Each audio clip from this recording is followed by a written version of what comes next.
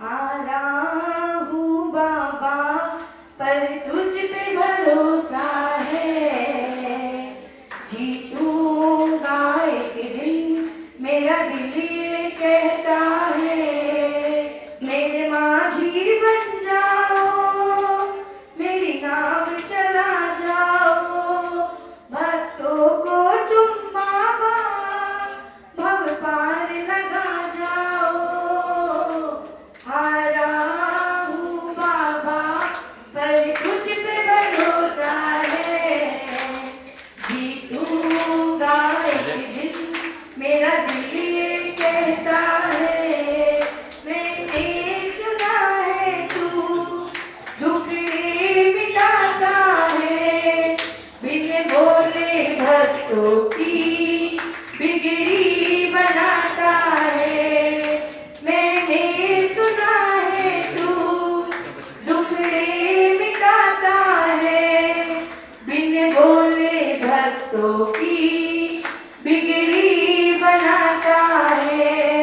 मिलता न किनारा है, ना कोई सहारा है, मिलता न किनारा है, ना कोई सहारा है, जीतूंगा एक दिन मेरा दिल ये कहता है। हे पूज्य गुरुदेव, आप तप और संयम के प्रतीक हैं। आप जिग्वाणी के ज्ञाता हैं। आपके कंठों से निकले हुए प्रवचनों से हमें तीर्थंकर की अमृतवाणी का लाभ मिलता है। आपके प्रवचन इतने सहज और सरल होते हैं कि वो हमारे अंतर्मन को छू जाते हैं। और अधिक समय न लेते हुए मैं हम सभी की ओर से आपसे निवेदन करता हूँ कि हे गुरुवर, आप प्रवचन आरंभ करें और हमारे ज्ञान में वृद्धि करें। नमोस्तु गुरुवर, नमोस्तु गुरु। ॐ नमः सिद्धेभ्यः।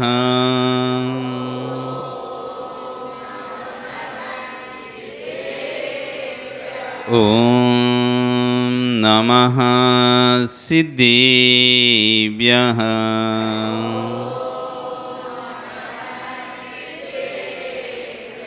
ॐ नमः सिद्धेभ्यः।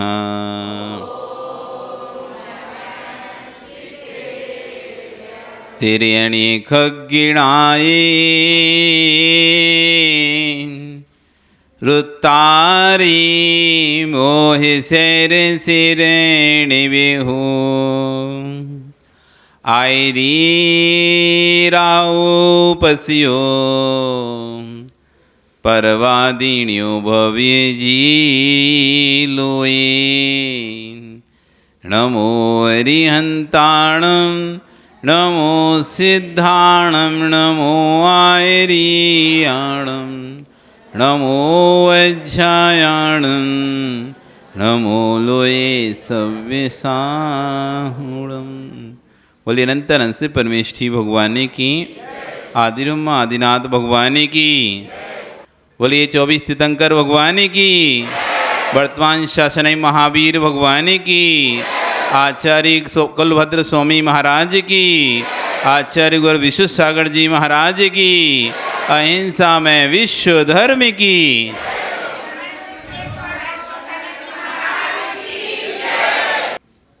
वर्तमान शासन न्यायिक वर्धमान स्वामी के शासन में तीर्थंकर प्रभु की चरण निष्ठा में बैठकर हम सभी यहाँ जिन देशना का श्रवण कर रहे हैं। यहाँ पर आचार्य कह रहे थे, क्या हम कोई ऐसे कार्य को दृढ़ता के साथ बोल सकते हैं, कह सकते हैं कि मेरी आगे की पर्याय देव पर्याय होगी। हम सुबह से लेकर शाम तक, दिन से लेकर रात तक, रात से लेकर दिन तक जो भी दैनिक क्रियाएं करते हैं, उन दैनिक क्रियाओं को यदि हम एनालिसिस करें, उन दैनिक क्रियाओं को हम पढ़ें, उन दैनिक क्रियाओं की एक लिस्ट बनाएं। आपने कोई बनाई कि अपनी दैनिक क्रिया की लिस्ट? आप सुबह से लेकर जो शाम तक, शाम से लेकर अगले दिन की सुबह तक जो भी क्रियाएं करते हैं आप, एक बार इसकी लिस्ट तैयार करो। व्यापार का लाभ हानि खाता तैयार किया जाता है। मार्च एंडिंग आ गई, आप एक आय व्यय का खाता तैयार करते हैं जिसमें दिखाई देता है एक तरफ ये हमारी आय है और ये हमारा व्यय है, ये क्रेडिट है, ये डेबिट है और ये बैलेंस है। ऐसा अपने दिन भर का एक बैलेंस शीट तैयार करो आप कि पूरे दिन में ये मेरा क्रेडिट है और ये मेरा डेबिट है। मैंने पूरे दिन में अपने पुण्य को इतना क्रेडिट किया और अपने पूरे दिन में इतना पुण्य को डेबिट किया। हम सुबह से शाम तक करते क्या हैं, क्या कर रहे हैं? आचार्य भुनकल बोल रहे थे व्यवहार हम परितम नारकशा, और आज कह रहे हैं माया त्रज्ञोनस्य। हमें निर्णय करना है कि मेरी अगली पर्याय कौन सी है। हमें डिसाइड करना है कि मुझे आगे कौन सी पर्याय में जाना है। भगवान हमारी पर्याय डिसाइड नहीं करता। जो ईश्वर की मर्जी होगी वो होगा, ऐसा जैन दर्शन स्वीकार नहीं करता। हम किसी ईश्वर की मर्जी के अधीन नहीं हैं, हम किसी ईश्वर के हाथों की कठपुतलियां नहीं हैं। जो भगवान चाहेगा वही होगा। ये जैन दर्शन इस बात को स्वीकार नहीं करता है। हमारी आगे की पर्याय, मैं क्या बनूंगा क्या नहीं बनूंगा, ये मेरे हाथ में है, किसी भगवान के हाथ में नहीं है। कोई भगवान ना मुझे स्वर्ग भेज सकता है, ना कोई भगवान मुझे नरक भेज सकता है। जगत में ऐसा मान्यता है यदि भगवान नाराज हो जाएगा तो तुम्हारा हित कर देगा, और भगवान प्रसन्न हो जाएगा तो तुम्हारे को धन धान से भर देगा, तुम्हारा अच्छा कर देगा। लेकिन जैन दर्शन मान्यताओं को नहीं मानता। जो भगवान है वो कभी नाराज होता नहीं है, जो भगवान है वो कभी प्रसन्न होता नहीं है। जो प्रसन्न होता है, नाराज होता है, वो भगवान होता नहीं है। जो भगवान होता है वो कभी किसी से प्रसन्न नहीं होता। जो भगवान होता है वो कभी किसी से नाराज नहीं होता। जो प्रसन्न होता है, नाराज होता है, वो भगवान नहीं होता है। यदि महावीर स्वामी भी आकर कहें कि मैं तुम्हें सुखी बना दूंगा, तो हम कह देंगे हम आपको भगवान नहीं मानते, हम आपको भगवान नहीं मानते हैं। जो जैन दर्शन में भगवान की संज्ञा है बीतरागी। बीत गया है राग जिसका, निकल गया है राग जिसका, ना जिसे राग है ना द्वेष है, वो होता है वीतरागी।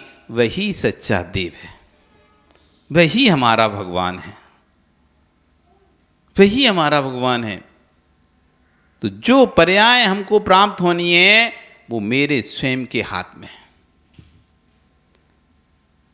मैं चाहूं तो देव बन सकता हूं, मैं चाहूं तो नारकी बन सकता हूं, मैं चाहूं तो मनुष्य बन सकता हूं, और मैं चाहूं तो त्रिंच बन सकता हूं। यदि आपको पता करना है कि आप क्या बनना चाहते, तो आचार्य भगवान ने कई ऑप्शन दिए जानने के लिए। अनुमान ज्ञान एक ज्ञान होता है। 5 प्रकार के ज्ञान हैं। स्मृति ज्ञान, पृथ्वी ज्ञान, अनुमान, तर्क और आगम। बहुत सारी वस्तु हमें स्मृति में रहती है, याद रहती है। हमने पहले किसी सुना था या किसी ग्रंथ में पढ़ा था, हम वो याद है तो हम बोल देते नहीं, वो ग्रंथ में फलाने ग्रंथ में ऐसा लगा, वो बात ही प्रमाण मानी जाती नहीं मानी जाती। आपको किसी ग्रंथ में कभी आपने किसी आचार्य से, किसी मुनि से ग्रंथ का रेफरेंस के साथ बात सुनी थी, आपके स्मरण में है, अभी कोई चर्चा चली और आपने कहा मुझे याद आ रहा है अमुक ग्रंथ में ऐसी बात लिखी हुई है, तो आपकी बात मान्य होगी कि नहीं होगी? ये स्मृति ज्ञान है, ये प्रमाण है, मान्य है। भगवान महावीर स्वामी ने दिव्य धुनी खिरी, गर्दन स्वामी ने झेली, आचार्यों ने भी उसको श्रवण किया, आचार्य से अगले आचार्य, अगले आचार्य से अगले आचार्य, अगले आचार्य से अगले ऐसे करते करते वो दिव्य धुनी धरसेन स्वामी के पास पहुंची। वो धरसेन स्वामी ने पुष्पदंत भूतबली को दी और उन्होंने लिपिबद्ध किया। आज उसी स्मरण ज्ञान को तो हम प्रमाण मान रहे हैं। जो उनके दिमाग में स्मरण रहा, जो उनके दिमाग में स्मृति रही, उसी स्मृति का लेखन ही तो हुआ है। कोई अलग से कुछ थोड़ी ना लिखा है। जो भगवान की वाणी थी परंपरा से, एक ने दूसरे को सुनाई, दूसरे ने तीसरे को सुनाई, तीसरे ने चौथे को सुनाई, और अंतिम जब बुद्धि का ह्रास होने लगा तो आचार्यों को चिंता होने लगी कि ऐसे यदि ह्रास होता रहा तो एक समय ऐसा आएगा जब भगवान की वाणी का लोप हो जाएगा, तो जितना स्मरण में था उसका दूसरे शिष्य को देकर उससे कहा आप इसको स्मरण में रखो और इसका लेखन करो। स्मृति ज्ञान आज जितना भी हमारे पास आगम है वो स्मृति ज्ञान का ही तो अंश है। भगवान ने तो सीधा बोला तब वो तो लिखा ही नहीं गया है। जो गर्दन ने सुनाया तब वो भी नहीं लिखा गया है। आचार्यों को मिला, आचार्य से और आचार्य को और आचार्य श्रुत केवलियों को, अंगपूरधारी केवलियों को, अंगधारी आचार्य को, बाद में छद्मस्थ मुनियों को मिला। उन्होंने फिर इसका लेखन कर दिया। ये स्मृति ज्ञान प्रमाण है। जितना भी हमारा आगम है स्मृति ज्ञान का ही तो फल है। इसलिए हमारे पास द्वादशांग नहीं है, पर द्वादशांग का ही अंश हमारे पास है। आज वर्तमान में हमारे पास द्वादशांग नहीं है, पूरा जिनवाणी हमारे पास नहीं है, भगवान की पूरी हमारे पास वाणी नहीं है, पर जो भी वाणी हमारे पास है वो भगवान की ही वाणी है। जो भी हम वाणी आज पढ़ रहे हैं, सुन रहे हैं, संस्कृत के रूप में, प्राकृत के रूप में, वो सब भगवान की ही वाणी है। स्मृति ज्ञान। दूसरा ज्ञान होता है प्रत्यभिक ज्ञान। प्रत्यक्ष और स्मृति का जोड़ रूप ज्ञान। प्रत्यक्ष और स्मृति का जोड़ रूप ज्ञान, उसे कहते हैं प्रत्यभिक ज्ञान। हो संतोष, तुम वही हो ना जो डिब्रूगढ़ में रहते थे, डिब्रूगढ़ में आते थे, वही हो। पहला और आज का दोनों जोड़ा, ये वही व्यक्ति है जो डिब्रूगढ़ में प्रतिदिन वैयावृत्ति करने के लिए आता था। ज्ञान हुआ ना, ज्ञान हो गया। क्या क्या मिला इसमें? वर्तमान का व्यक्ति देखा हमने, ओ तुम वही हो जो हमें कुंडलपुर में मिले थे। कहते हो ना बात ऐसी, किसी से मिलते हो, अच्छा आप तो वही हो ना जो हमें 5 दिन पहले मिले थे, 10 दिन पहले मिले थे, 1 महीना पहले मिले थे, अमुक की शादी में मिले थे, पार्टी मिले थे, छीत पर मिले थे। ये आपका ज्ञान उत्पन्न हुआ। इसमें 2 चीजें आ गई, एक भूत की स्मृति और वर्तमान क्या चेहरा। वर्तमान में उसे दोबारा से देखा और भूत में हमने पहले भी उसको जाना था, उससे ज्ञान उत्पन्न हुआ, उसका नाम है प्रतिविज्ञान। क्या मिलेगा उसमें? प्रतिविज्ञान। तीसरा ज्ञान होता है अनुमान। तीसरा ज्ञान क्या होता है? अनुमान। साधन से साध्य का ज्ञान। एक वस्तु को देखकर दूसरी वस्तु का ज्ञान लगाना, ये अनुमान ज्ञान कहलाता है। ठंडी हवा चल रही है, ठंडी हवा चल रही है। ओ सुरेश काला, क्या मतलब हुआ? ठंडी हवा चल रही है, क्या मतलब हुआ है? बताओ क्या हुआ? क्या अनुमान हुआ? ठंडी हवा चल रही है, कहीं पर बर्फ गिर चुकी है, शीत लहर प्रारंभ हो गई है, ठंडी ठंडी हवाएं चलना प्रारंभ हो गई है। इसका मतलब है कहीं पर पानी गिर रहा है और कहीं पर बर्फ गिरी है, उसका असर है कि यहां पर ठंडी लहर चल रही है। आ गया ना अनुमान? आ गया ना अनुमान? ये अनुमान ज्ञान है। किसी व्यक्ति के पैर, आप किसी व्यक्ति के कपड़े गीले दिखाई दिए आपको, जैसे गीले, क्यों? बाहर पानी गिर रहा है क्या? अभी कपड़े गीले होने का क्या कारण था? कोई नहा के तो कपड़े गीले करके तो बाजार में नहीं घूमेगा। जैसे ही आए छिटके छिटके छींटे दिखाई दे रहे थे, कहीं गीला था कहीं सूखा था, कहीं गीला था कहीं सूखा था। जैसे ही आया आपको नहीं दिखाई दिया कि पानी बरस रहा है कि बाहर नहीं बरस रहा, सुनाई भी नहीं दिया। जैसे ही आपने उस व्यक्ति को देखा, बाहर पानी बरस रहा है क्या? उसे कैसे पता? तुम्हारे कपड़े बता रहे हैं कि निश्चित बाहर पानी बूंदाबांदी हो रही है। वो कि हाँ हाँ बहुत तेज पानी आया था, एक झोंका फिर चला गया।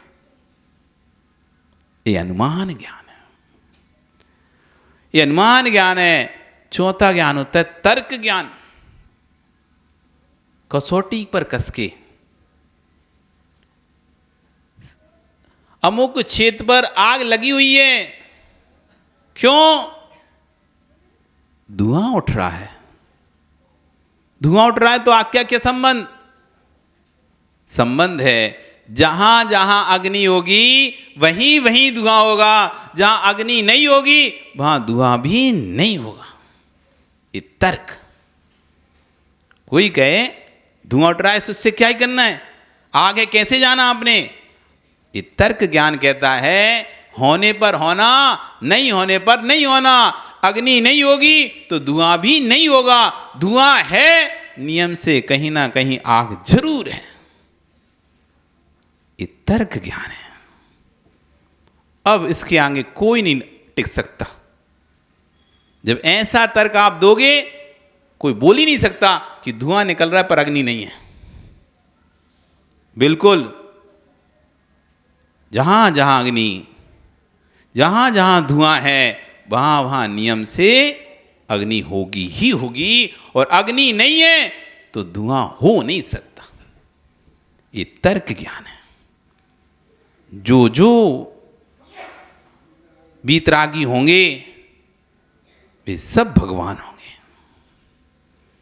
जो जो वीतरागी होंगे वे सब भगवान होंगे। जो भगवान होगा वो नियम से वीतरागी होगा। जो वीतरागी नहीं है वो भगवान भी नहीं है। ये तर्क ज्ञान है। फिर आगम, जिनवाणी में जो लिखा है वो हमको प्रमाण है।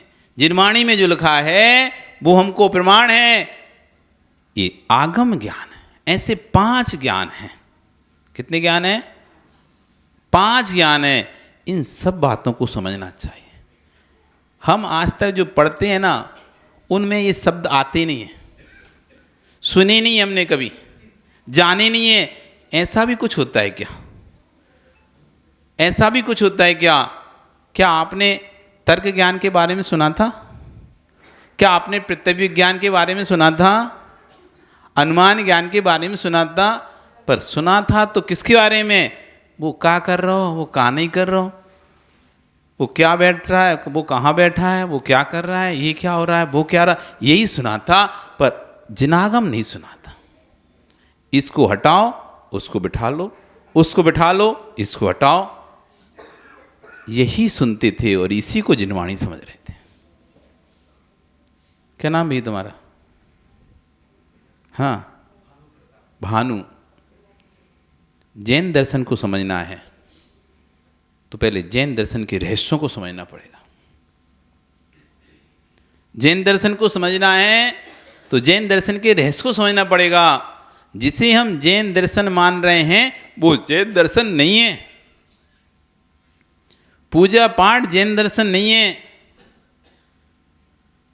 व्रत उपवास जैन दर्शन नहीं है। जैन दर्शन बुद्धि का व्यायाम है। जैन दर्शन बुद्धि का व्यायाम है। जैन दर्शन क्रिया का विषय ही नहीं है।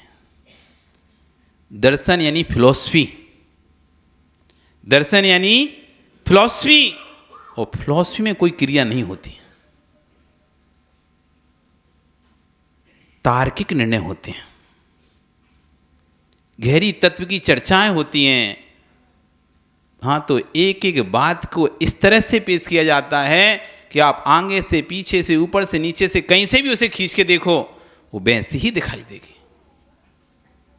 अनुमान ज्ञान से पता करो आप। मैं कहाँ जाऊंगा?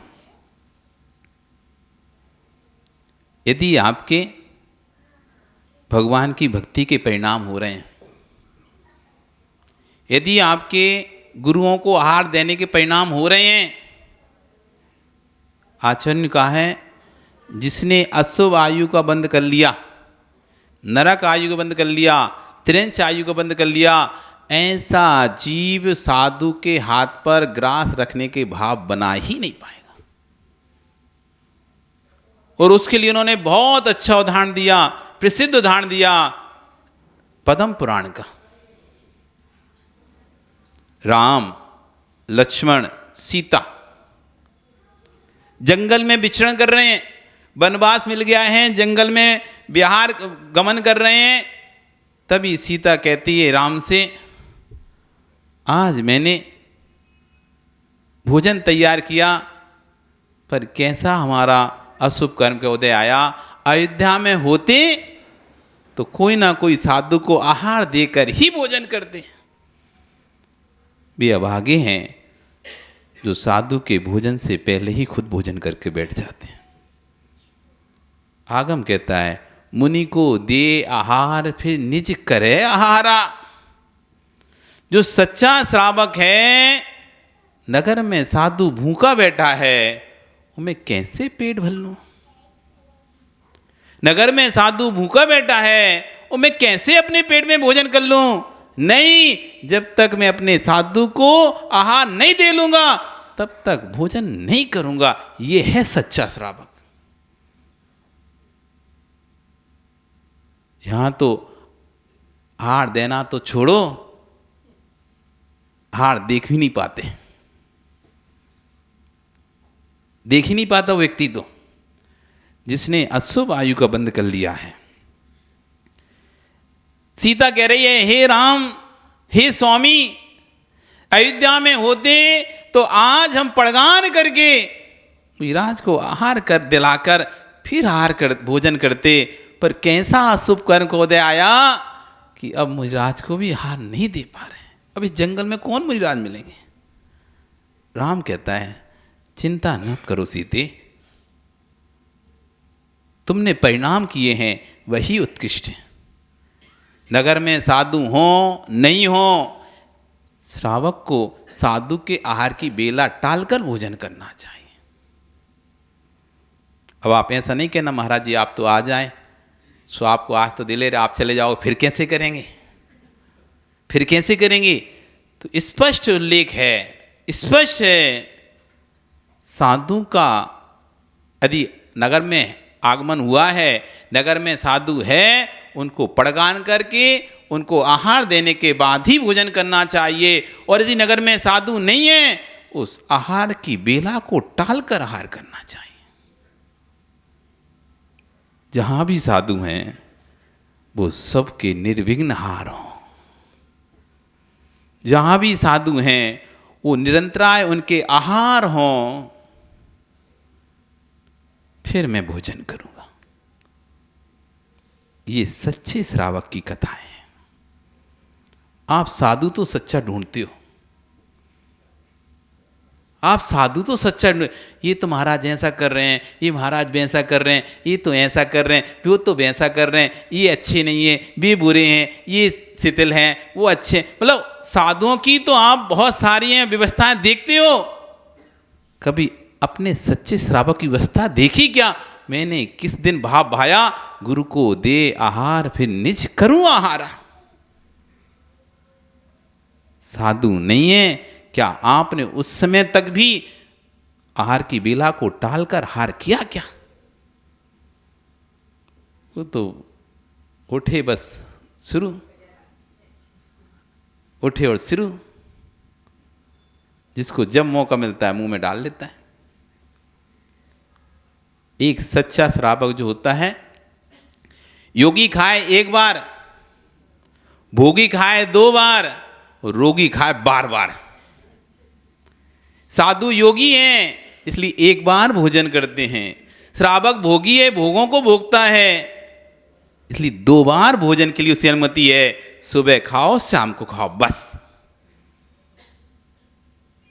अब आप ना तो योगी हो ना भोगी हो, ना तो आपका एक बार होता है ना 2 बार होता है।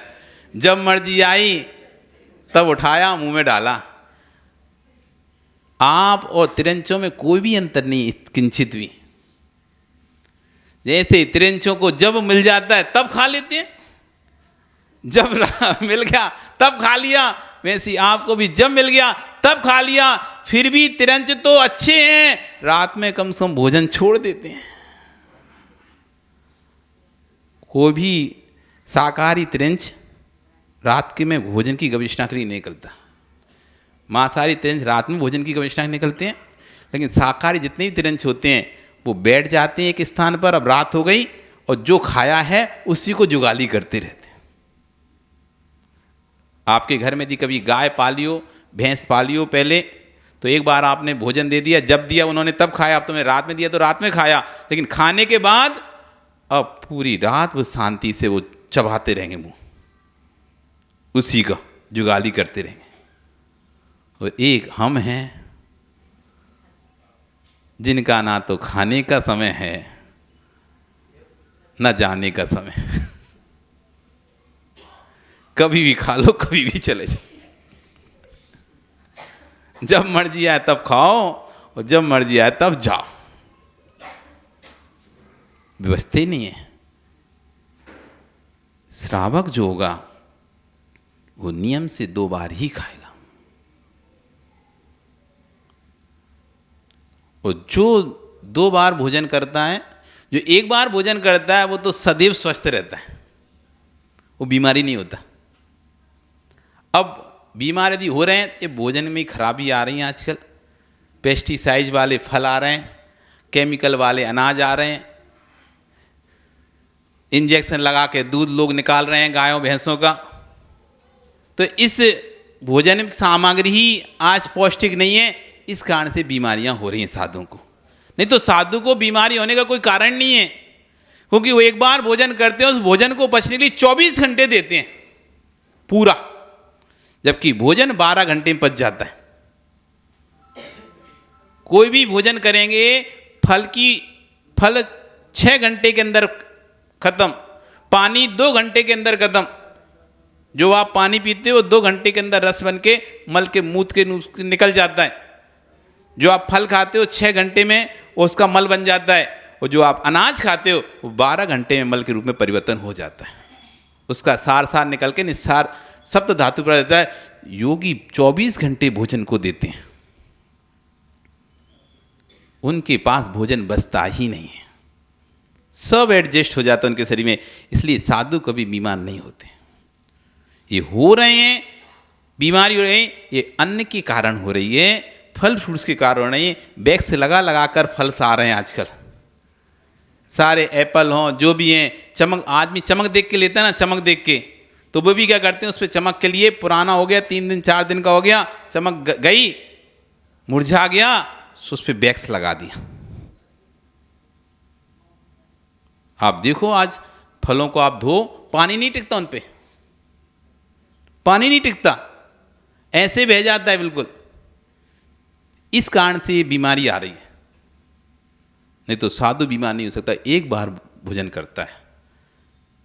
श्रावक 2 टाइम में नियमित भोजन करे तो उसको 12 घंटे मिलते हैं, 12 घंटे नहीं तो कम से कम 8 घंटे 6 घंटे तो से मिलते हैं। ये नियमित 11 बजे भोजन कर ले, और शाम को, अब यहाँ तो व्यवस्था थोड़ी दूसरी है, जल्दी रात हो जाती है, लेकिन उत्तर भारत, मध्य भारत, यहाँ पर रात थोड़ी देर से होती है, 6 बजे रात होती है, 7 बजे रात होती है, गर्मियों में 8 बजे तक रात होती है।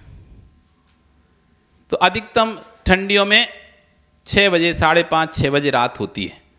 आराम से 11 बजे भोजन करते हैं, दूसरा भोजन 5 बजे आराम से कर सकते हैं।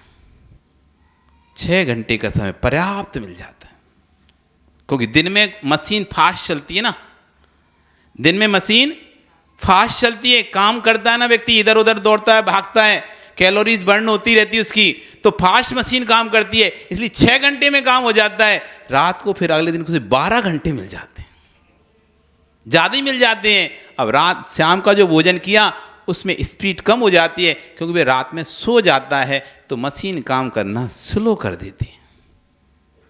इसलिए सुबह उठते उठते तक एकदम फ्रेश हो जाता है, पेट साफ हो जाता है, सारा भोजन पच जाता है। ये वैज्ञानिक और आगमिक दोनों पद्धतियां हैं। हमारा पूरा जैन दर्शन वैज्ञानिक पद्धति है। डॉक्टर क्या आपको इलाज बताएंगे, आप यदि जैन आगम से चलें तो कभी डॉक्टर के पास जाने नहीं पड़ेगा। सूर्य अस्त के पहले ही आपने भोजन कर लिया,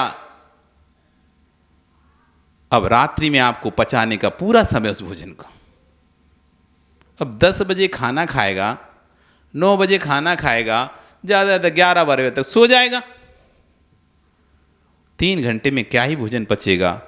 और सुबह फिर 8 बजे उठे, 9 बजे उठे, नहाए दो, लाओ नाश्ता, सो के ही उठे। सैलेस कितना सो के उठते हैं,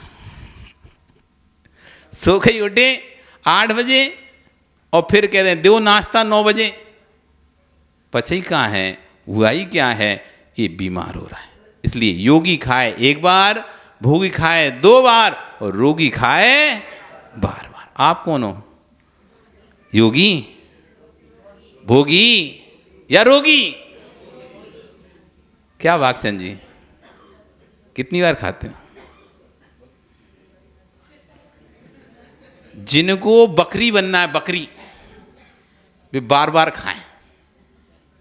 बकरी की आदत है, तुम कितना ही खिला लो वो फिर भी खाती रहेगी।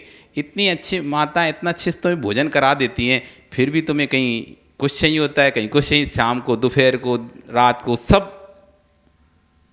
रात में यदि खाना छोड़ दिया है अन्न, तो तुम्हें रबड़ी चाहिए, दूध चाहिए, काजू कतली चाहिए, बादाम कचली चाहिए। अच्छा नाश्ता होना चाहिए रात में। क्या भाई, क्यों? हम रात में अन्न नहीं खाते हैं। रात में अन्न नहीं खाते हैं तो रात में तुम भैया मूंगफली लगाओ। कौन सी वाली, याद है ना, मसाले वाली। बर्फी रखो, दूध रखो, रबड़ी रखो, क्योंकि हम रात में नहीं खाते हैं। क्या ये, जब तुम रात में नहीं खाते थे, फिर तुम्हारे खाने के परिणाम क्यों हो रहे हैं?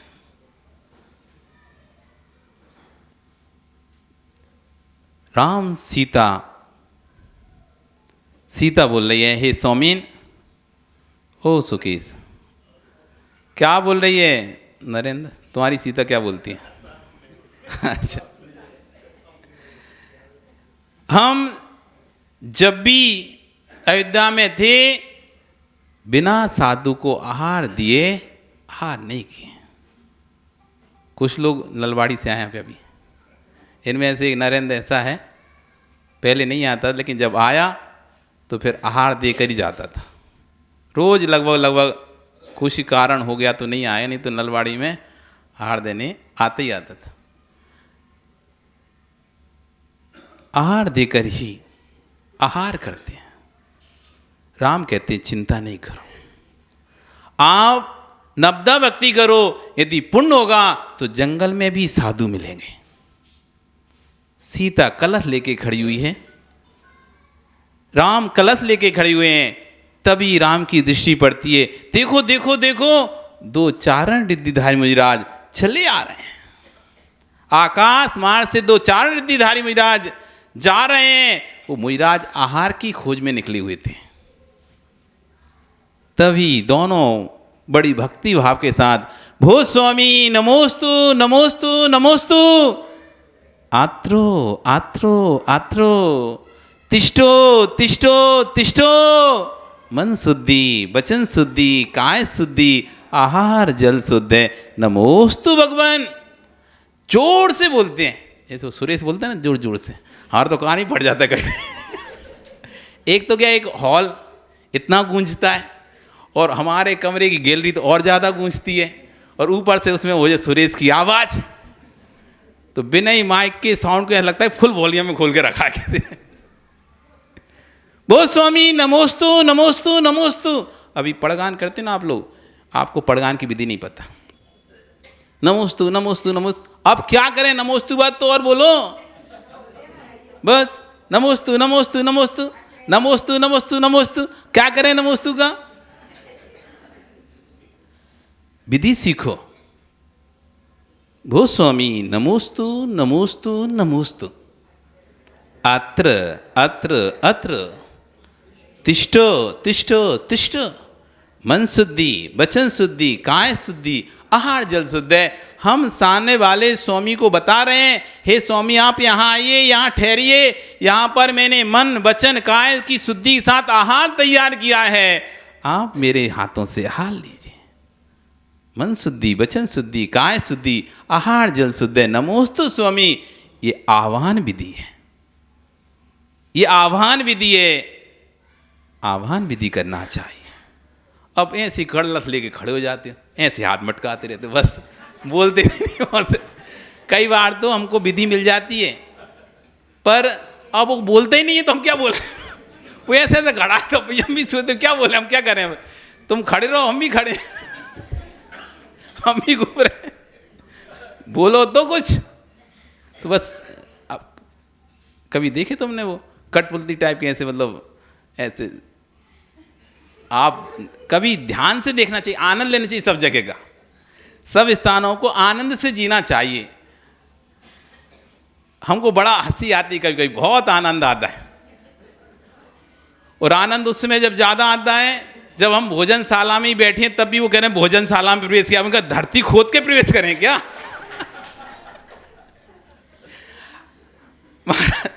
अब भोजनशाला में बैठे हुए हैं, उनसे कह रहे हैं शुद्धि बोलो, तो बोल रहे हैं मन शुद्धि, वचन शुद्धि, काय शुद्धि, भोजनशाला में प्रवेश कीजिए। अब क्या जमीन खोद के प्रवेश करना है कि उसमें? कहाँ करें बताओ, कहाँ प्रवेश करें? अब तो भोजन ग्रहण कीजिए बोलो।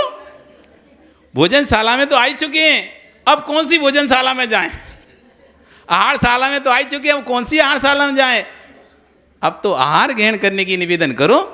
जब रास्ते में थी तब घर में प्रवेश करा रहे थे, तब बोलना चाहिए था मन शुद्धि, वचन शुद्धि, काय शुद्धि, आहार जल शुद्ध है, भोजनशाला में प्रवेश कीजिए। अब प्रवेश कर ही चुके हैं, उच्चासन पर बैठ ही चुके हैं, अब तुम कह रहे हो भोजनशाला में प्रवेश कीजिए। अब तो जमीन खोद के करना पड़ेगा प्रवेश, और कैसे करेंगे?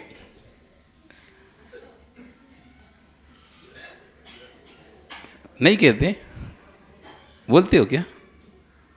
ऐसा बोलते ही नहीं बोलते लोग? सुना देंगे, नहीं सुना होगा तो नहीं आता ना। ओहो, सोचो सोचो, थोड़ा शर्म खाओ। 50 साल हो गए, 60 साल हो गए, 70 साल हो गए, जो जैन दर्शन में एक साधु की आहार विधि थी, तुम उससे अभी तक अनभिज्ञ हो। ऐसा कभी विचार नहीं आ पाएगा मैं अपने धर्म की तो विधियां सीख लूं, कम से कम अपने साधु की पड़गान की विधि तो सीख लूं। कोई मुझे कभी कभी भानु इंटरव्यू होते हैं ना, जब IAS IPS बड़े बड़े भी पूछते हैं तुम कौन हो, वो कहता है जैन, तो बोलते बताओ तुम्हारे 24 तीर्थंकर के नाम। तुम जैन हो ना? जैन हूं मैं। जैन होकर तुम्हें अपने 24 तीर्थंकर के नाम नहीं पता? 24 तीर्थंकर चिन्ह पूछ लेते वे, क्योंकि IPS IAS ऑफिसर में तुम्हें सर्व धर्म का ज्ञान होना चाहिए, और पहले अपने धर्म का तो ज्ञान होना चाहिए। तुम कैसे दूसरे धर्मों को फिर कैसे एडजस्ट करो, कैसे सामंजस्य बिठाओगे सबके बीच में? तुम्हें जब धर्म का ज्ञान ही नहीं है, तुम इधर कह रहे हो जैन हूं, और जैन का तो तुम्हें जा नहीं समझ में आ रहा। पूछ लेते हैं जैन कैसे बना, जैन कैसे बना? कोई तुमसे पूछ ले जैन शब्द कैसे उत्पन्न हुआ? जिना अति देवा सा जैना, ये समास शब्द है जैन। जिन है देव जिसके वो है जैन। जैसे बोलते हैं पीत है अंबर जिसका वो है पीतांबर, दिशा है अंबर जिसकी वो है दिगंबर। ऐसी जिन है गुरु प्रभु जिसके वो है जैन। ये समास शब्द है जैन। जिना इति देवा सा जैना।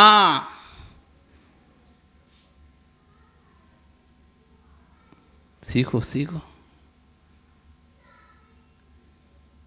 दोनों पड़गा रहे हैं।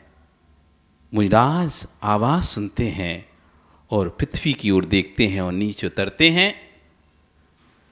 जैसे ही मुनिराज खड़े होते हैं, दोनों तीनों परिक्रमा लगाकर, हे स्वामी, मन शुद्धि, वचन शुद्धि, काय शुद्धि, आहार जल शुद्ध है, मेरी गृह की ओर चलिए, मम गृह की ओर चलिए।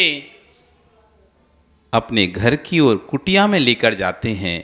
हे स्वामी, मन शुद्धि, वचन शुद्धि, काय शुद्धि, मेरी कुटिया में प्रवेश कीजिए। अब आपको ये नहीं पता चल घर आपका कहाँ है और कुटिया आपकी कहाँ है। जहाँ पड़गा रहे हैं वो आपका घर नहीं हुआ, वो रास्ता हो गया। अब वहाँ से आप लेके जाओगे अपने घर तक, तो मेरे घर की ओर चलिए। आप वहीं कहते महाराज जी प्रवेश कीजिए। वहाँ कहाँ घर है तुम्हारा, कहाँ प्रवेश करें वहाँ पे? मेरे घर की ओर प्रस्थान कीजिए। घर पे पहुँच गए, द्वारे पे खड़े हैं, मेरी घर में प्रवेश कीजिए, गृह प्रवेश कीजिए, आहारशाला में प्रवेश कीजिए। पहुंचने के बाद, हे स्वामी, मन शुद्धि, वचन शुद्धि, काय शुद्धि, आहार जल उच्चासन पर विराजमान होइए, ऊंचे आसन पर विराजमान होइए।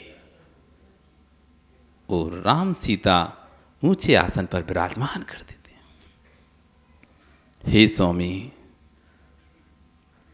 अत्र अत्र अत्र तिष्ठ तिष्ठ तिष्ठ संभूषट आवाहनम पुष्पांजलि क्षपामी। जल से लेके अक्षत चंदन तक पुष्प नैवेद्य दीप धूप फल अर्घ से उनकी पूजा करते हैं। पूजा के पश्चात, हो स्वामी, मन शुद्धि, वचन शुद्धि, काय शुद्धि, आहार जल शुद्ध है, आहार ग्रहण कीजिए, नमोस्तु स्वामी। ये पंचदा भक्ति हो गई। अब जब तक ये पंचदा भक्ति श्रावक नहीं बोलेगा, साधु उससे आहार नहीं लेगा। आप भूल जाते हो, बार बार हमको बुलवाना पड़ता है, नमोस्तु तो बोलो। मन शुद्धि, वचन शुद्धि, काय शुद्धि, तो कोई कुछ बोलता है, उसके बाद तो फिर भगवान जाने कौन सी क्या बोलते हैं। आपको क्या बोलना है?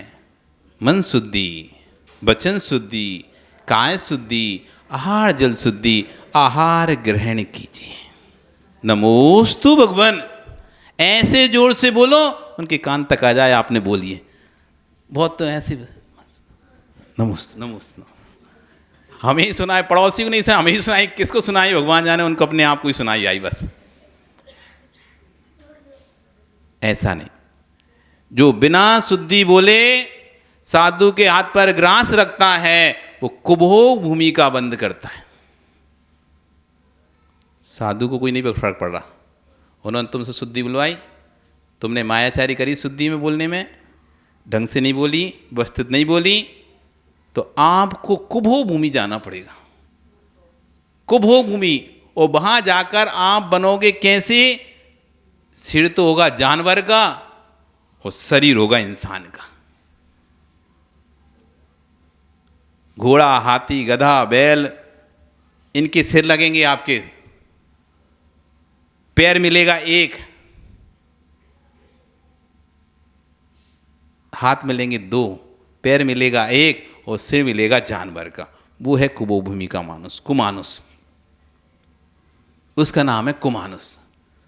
जो बिना शुद्धि बोले अथवा छिल गया, अशुद्धि हो गई है, कुछ नहीं जाता, ठीक, ओम शांति, कुछ नहीं जाता, अभी तो कुछ नहीं जाता, लेकिन बाद में तुम्हारा सब कुछ चला गया। जो तुम्हें उत्तम भोग भूमि का फल मिलने वाला था, जो आपको उत्तम मनुष्यपना मिलने वाला था, वो सारा आपका चला गया, नष्ट हो गया। समय भी गया, आहार भी गया, पैसा भी गया और पुण्य भी गया, सब गया। आप लोग चल जाएगा, चलता है, वो भी तो ऐसे कर रहा है, वो भी तो ऐसे कर रहा है, वो भी तो ऐसे कर रहा है, सब चल जाएगा। और आपने ऐसे छिच्ची कर ली, हो गया शुद्धि। आपको पता था आप छिल चुके हो, आपको पता था आप अशुद्ध हो चुके हो, फिर भी आप लोभ में आकर कौन बदले, प्रमाद में आके अब कौन जाए फिर से नीचे, कौन फिर हाथ पैर धोए, कौन कपड़े चेंज करे, कुछ नहीं ऐसी डाल रहे, कौन देख रहा है। ठीक है मत देखो, कोई ने नहीं देखा, लेकिन कर्मों ने देख लिया तुमको, देख लिया कर्मों ने। अब क्या होना है वो आगे भविष्य आपको बता देगा। पड़घान किया, उच्चासन बिठाला, शुद्धि बोली, मुजरा आहार लेने के लिए खड़े हो गए, आहार देना प्रारंभ हो गया। तभी सीता लक्ष्मण से कहती, भैया भैया देवर जी आप भी तो आओ। तो कहते नहीं नहीं आप दो, हम देख रहे हैं, आप दो हम दे। वो बार बार बुलाती है, लेकिन वो एक ही बात कहता है, माँ आप दो, मैं देख रहा हूँ। ऐसे कई लोग होते हैं ना, घर में भी चौका लगता है तो बाहर खड़े खड़े पूरा हाथ तो देखते रहेंगे, लेकिन कपड़ा बदल के दे नहीं पाएंगे। बहुत से लोग ऐसे होते हैं।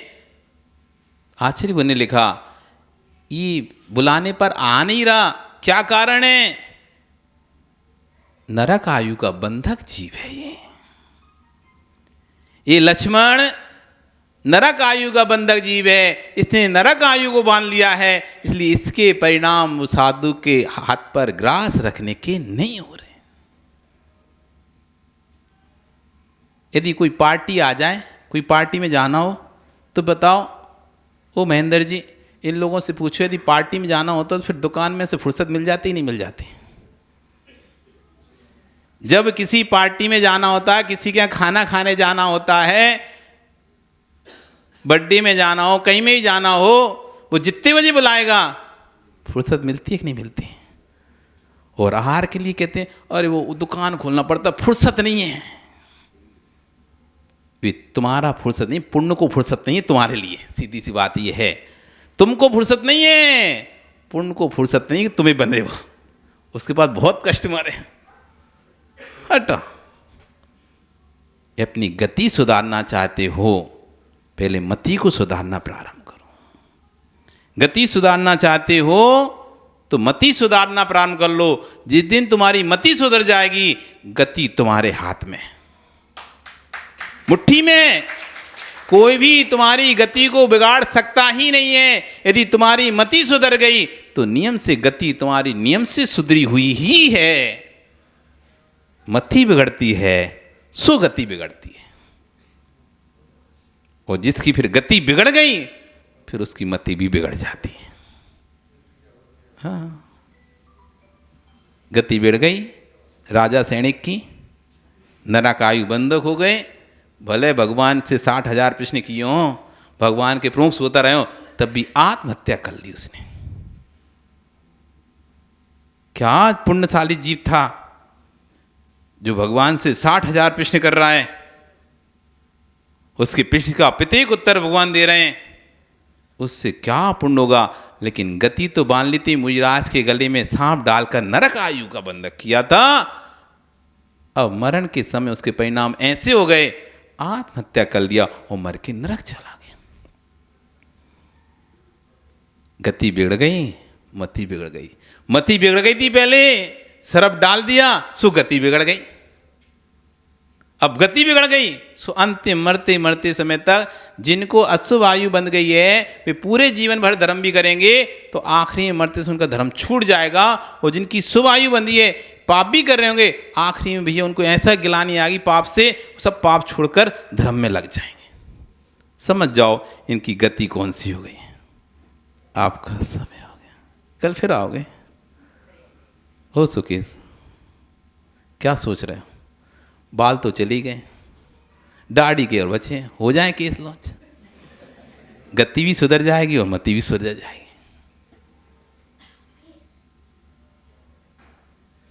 ओ सुनील, क्या सोचे, क्या सुधारना है, गति के मति? शैलेश तो हाँ उधर ही देख रहा है, देख नहीं रहा हमारे पास, देखेंगे तो फंस जाएंगे। ठीक है भैया, सुधार लो सुधार लो जो सुधारना है। चंद्र प्रकाश, क्या सुधारना है तुमको? ओ अजीत, सुधार लो, मति सुधार लो, गति सुधर जाएगी। मति सुधार लो और संगति सुधार लो तो सब कुछ बदल जाए। आपका समय हो गया, कल फिर चर्चा करेंगे। बोली भगवान महावीर स्वामी की